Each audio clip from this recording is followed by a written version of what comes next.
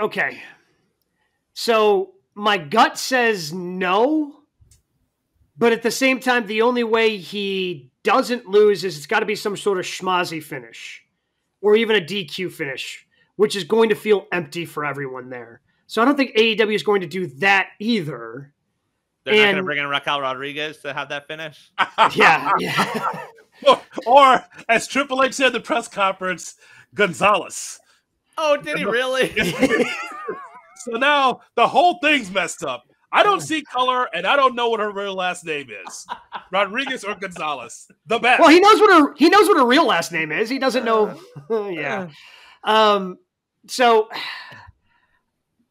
I also don't think that they have Moxley lose if Moxley's supposed to be this big. So I lean towards Bryan Danielson is going to lose this weekend. Although I have no idea, which is great. That's fantastic.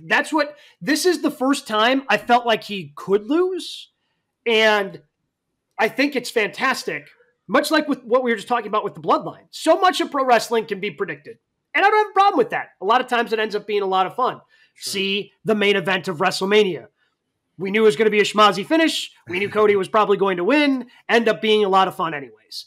But with the bloodline and where it's at right now, and now with this storyline, I'm not quite sure when Bryan Danielson's going to lose. I don't know who's going to beat him.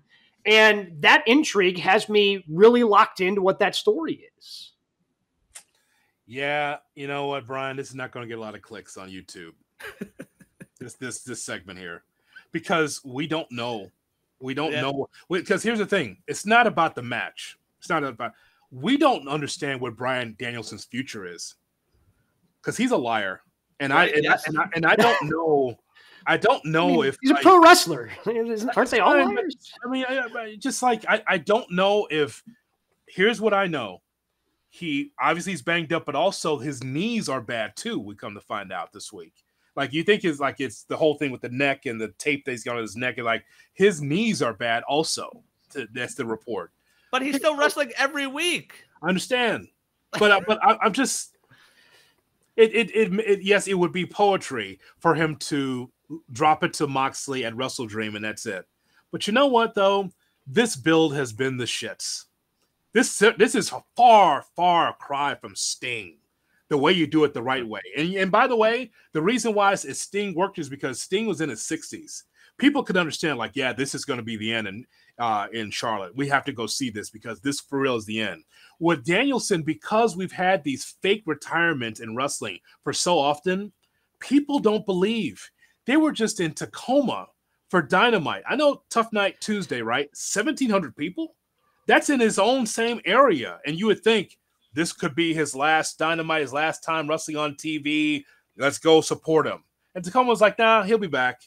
He'll be in Defy. We'll find him in Portland. So we'll just go like that. Seriously. So that's the whole thing, guys. People don't believe until they actually see it. To the point where, and you brought this up, Brian, a few weeks ago, this could happen in Japan. He could be done in Japan, in the place that he loves so much in January. He could drop the title there. Who knows? But people don't believe, Gabe. That's the whole thing. Does it make sense for Jon Moxley to be champion? Yeah, because he's got the hottest stuff going on right now. The top of the hour of those, whatever this is, the Green Pants tour that he's got going on, the Green Pants Brigade. Yeah, whatever that is. I'm not sure but point is though that's good stuff. It's cinema. It's interesting. You like to see what's on the other side of this, but he loses to Jon Moxley. It seems a little flat. Right.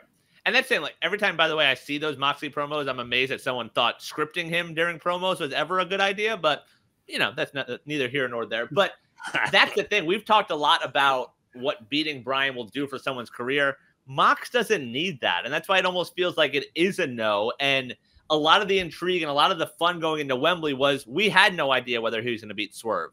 And that last Dynamite before, where he cut that promo and was passionate, and we're like, that could have been his last night. Like, that could have been his last Dynamite. You never know. And like, you felt that, and that added to the match. This does feel flat. I'd say that about, honestly, most of this card on Saturday. So to me, I don't think he loses. And I think ultimately that's what's taking away from the intrigue this weekend.